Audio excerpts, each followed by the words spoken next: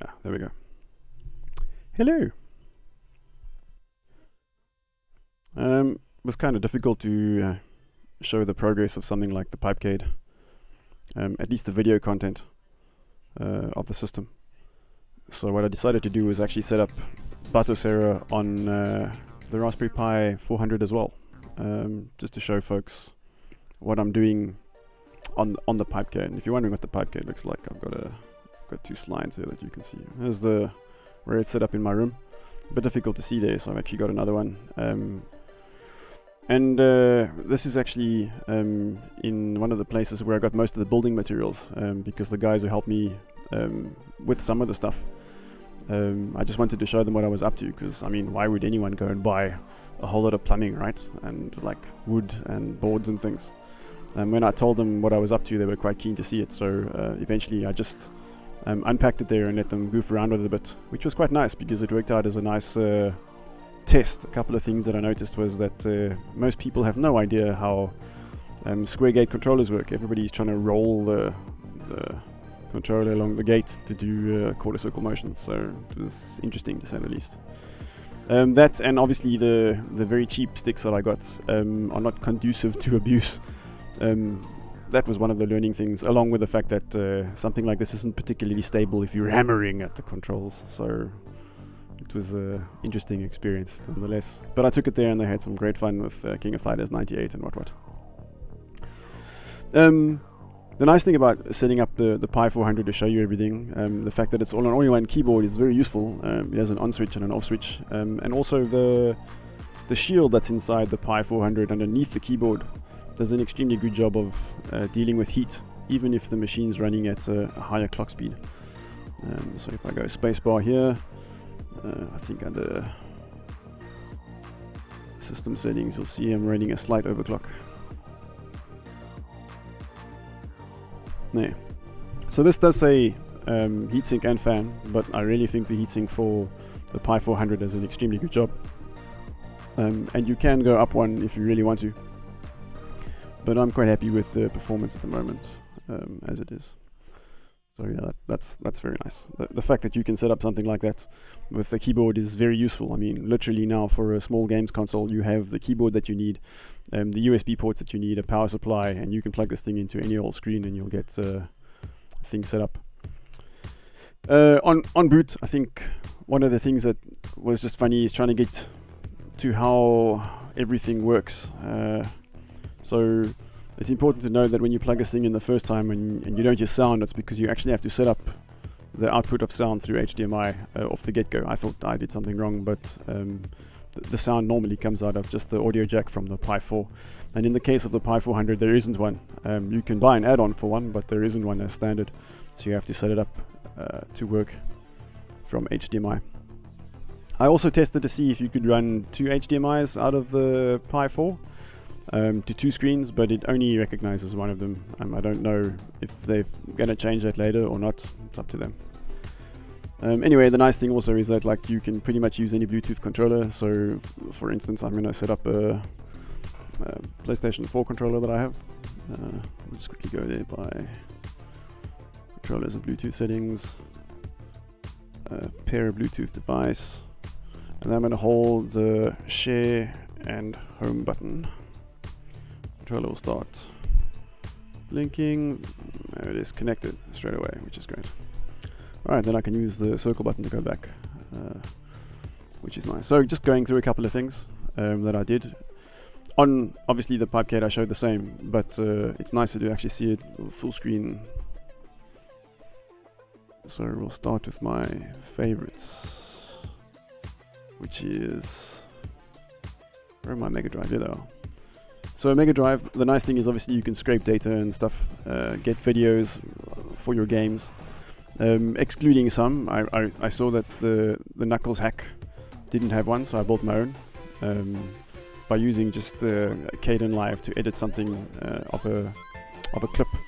I will say that setting up the sound to be loud enough was a thing. The first time I recorded it, for some reason it was very soft, so I actually ran it twice through Kdenlive to boost the sound and add gain to nearly 1,400 of the original sound, which is quite a lot. Yeah, so all of these games you can just play and they all work, which is really nice.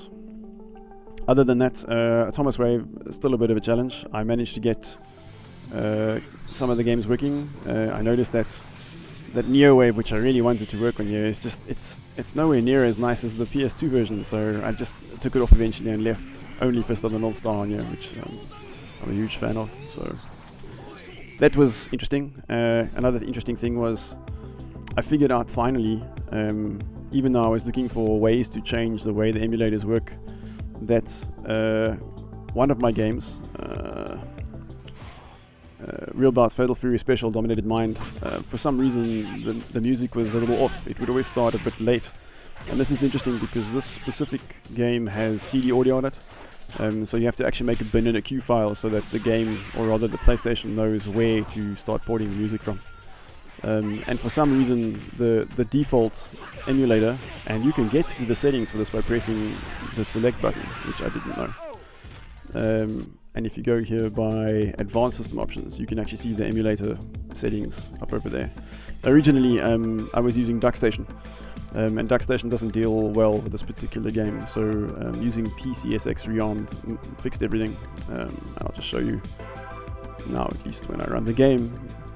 What used to happen was there used to be a couple of seconds delay for the music to start at the character select screen. So you would press the button, the character select screen would come up and you'd see all the characters, and then the music would begin. So now, at least when you run the game properly, that doesn't happen. I'm just going to skip past the intro screen. This is one of my favorite PlayStation 1 games, along with X-Men Mutant Academy 1.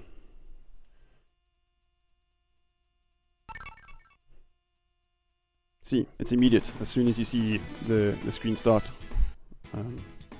makes all the difference. So I'm very pleased that this game works flawlessly on here. It is one of the things I try to run on almost every system I emulate. So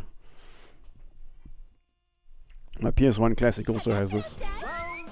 Nice job with the boundaries and things that they put on the system.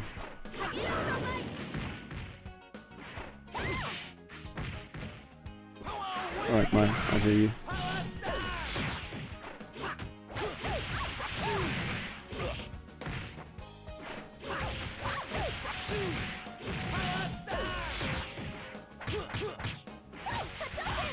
Alright. Overshake geezer. So that's very cool. And then you can just press, I think it's select and home. No. Home and start. Yeah, to exit. On the keyboard you can just press escape, which is also nice. Okay, so we can go back here. On the Pipecade, obviously I don't have all the buttons for some of the games, so even though I've got Gekido over here, I wouldn't recommend playing it on the Pipecade. You need at least 7 buttons. So this is probably not the best game to run on there, but I mean, people who don't know won't care, so it's fine. Other games are great though, they all work just fine with 6 buttons. Neo Geo, pretty much simple fare. All the Neo Geo games I play. The Sinclair I haven't figured out yet, and I will eventually. I just need to figure out how to map the buttons, but that's going to be so much easier with an actual keyboard. So I could just play the games using the keyboard, which would be, I'm guessing, the best way to do it, frankly. But if I want to, I can figure out how to set up the keys for the controllers and stuff. So yeah, these are the games that got me into fighting games. Bruce Lee is in fact even a 3-player game. You can play with 3 players. Shocking, right? The game was like, from when? 1984. 3-player multiplayer local co-op game, 1984. So yeah, good times. Dreamcast games I got to work, mostly again the stuff I play.